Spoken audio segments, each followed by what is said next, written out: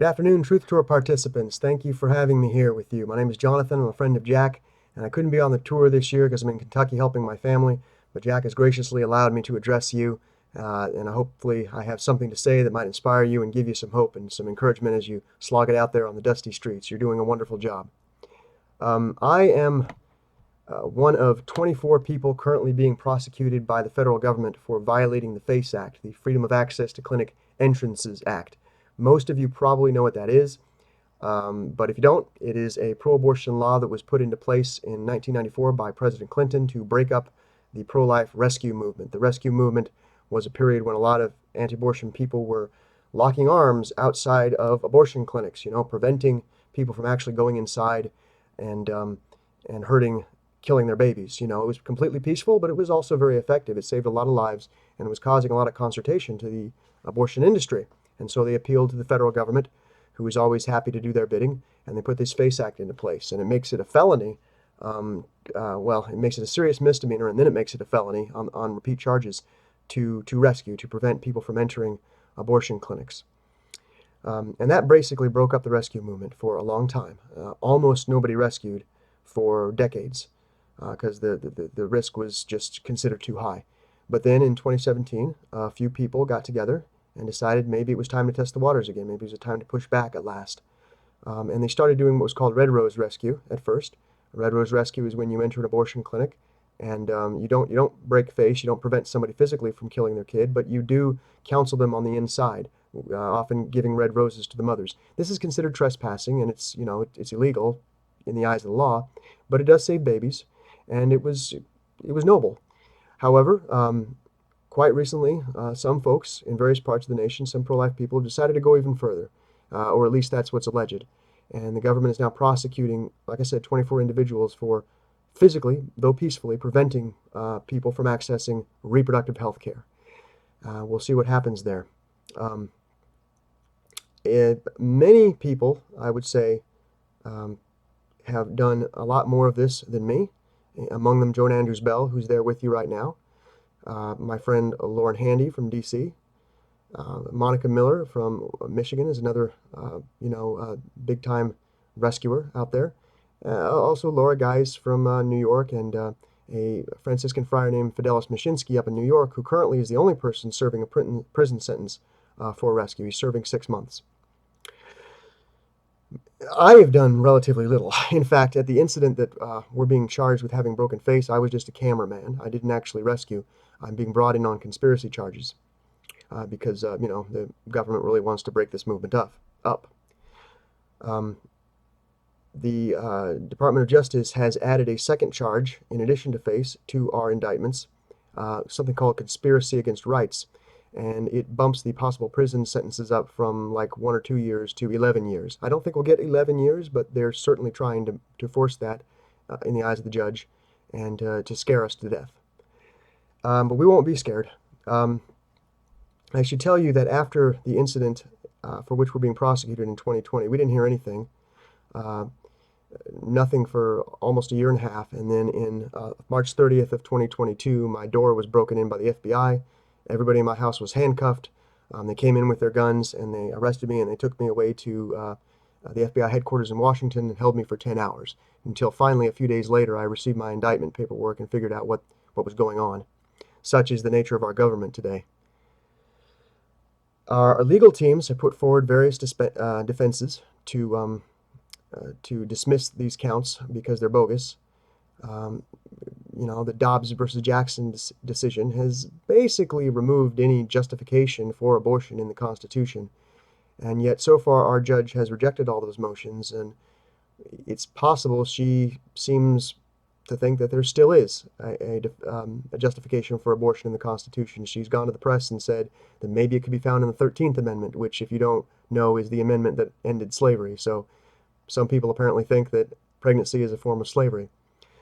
One hope that we may yet have is the fact that Cesar Santangelo, the abortionist whose clinic we were at that day, has violated the Born Alive Infants Protection Act and the partial birth abortion ban. So he's a criminal in more ways than one. And that is, I think, a justification for our presence there. He wasn't just a normal businessman. You can help us, perhaps instigate interest in that aspect of the case by going to J45, number 5.com and learning about the babies that he has murdered illegally, and sign the petition calling for an autopsy on some of those children who so far have not been autopsied despite pleadings from Congress. But anyway, we don't know what will happen in our case. And you might be surprised to find that despite all that, I think anti-abortion people should rescue. They should Red Rose rescue, and they should do a normal rescue where you peacefully prevent people from entering abortion clinics. In fact, I think it's an essential part of ending abortion as fast as possible.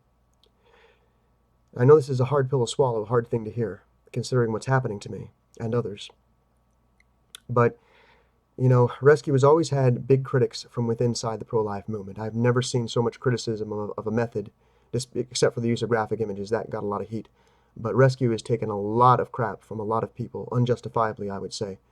The head of one large sidewalk counseling network spent a lot of money to produce videos to convince people to reject Red Rose Rescue. When it first began, she said that it would cause the government to crack down on sidewalk counselors and increase the bubble zone laws and humiliate us in front of the press and so forth. Well, the only trouble, those things really haven't happened until after the Dobbs decision was passed. That's when the pro-abortion movement started cracking down. And everybody thought that Roe v. Wade had to be reversed. So I think her argument is unfounded. Many pregnancy centers don't want the FACE Act to be repealed. They want this pro-abortion law to stay in place because they think that it will protect them, since they too are reproductive health centers. They're so afraid of Jane's revenge that they let a law like FACE remain, punishing innocent pro-lifers simply so that they can feel a little bit safer. That, I think, is ridiculous. And many anti-abortion leaders have come out and told me personally that rescue is dead. There's no point in trying to oppose the FACE Act, and it's a stupid thing to participate in. You ought to stop doing it. And I think these actions and these words stem from a heart that is not fully dedicated towards doing what is necessary and doing everything necessary to end abortion as fast as possible, because it presumes that we can solve this problem without in some way allowing the punishment intended for the children to fall on us. And I don't think that's the case. It's been 50 years now. America will not allow its sacrament of abortion to be taken from it without a fight. And if we don't want the pain to be inflicted on the babies, some of it at least must be inflicted on us. Now, I understand not everybody can rescue, not everybody can go to jail for saving preborn kids, but if we always assume that it's not us, that it's somebody else that has to do it, then guess what? Nobody will do it. And it will damage the pro-life cause, and it will make the end of abortion, push the end of abortion out further and further and further. I say this because rescue is the only nonviolent action we can take that is not in some way a compromise. Now, compromise isn't always bad, but we have to remember that compromise is compromise. Once you have failed to convince a mother not to kill her child, and she wants to go ahead and swallow that pill or go into that abortion clinic, the only nonviolent response left remaining to you is to interpose, to physically prevent her from doing it. That is what you would do to anybody else in any other situation where an innocent person was about to be killed or hurt by some other person. If the law won't do its job, the responsibility defaults to us.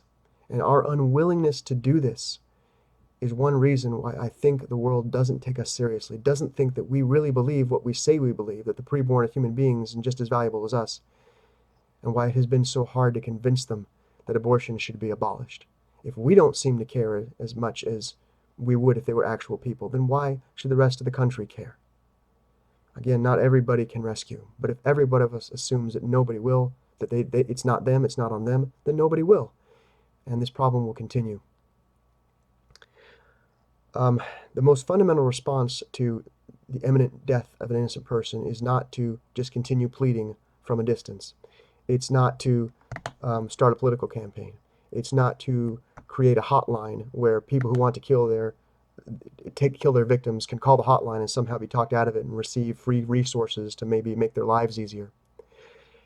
It's not to call the police, because the police are a modern invention, and especially in our country, the police are not on our side. We have to do the default job, the duty that citizens had before there were police forces, where it was citizenry that would capture the bad guys and bring them before the judge. It was the citizens who would take it upon themselves, who would, in some way take the law into their own hands, bring the guilty person before the court of law and have them be prosecuted. In the old days, it was the citizen who would interpose, and that's the duty that now defaults to us. And so if we want people to take us seriously, if we want the anti-abortion movement to be legitimate, some folks somewhere have to be going all the way. They have to be rescuing. They have to be suffering the punishment that was intended for the preborn child. Just as Jesus suffered the punishment that would have been inflicted on human beings at the cross, so we must kind of imitate that in some way and receive the pain that was intended for the kids. Only then can we be said to be truly non-compromising, to be truly rescuing.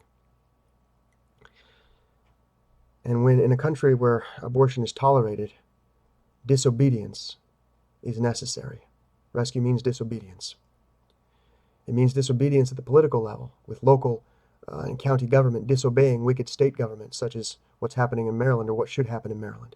And it means disobedience by the citizenry, at least some people unwilling to allow kids to be murdered on their watch without intervening and allowing the punishment to fall on them.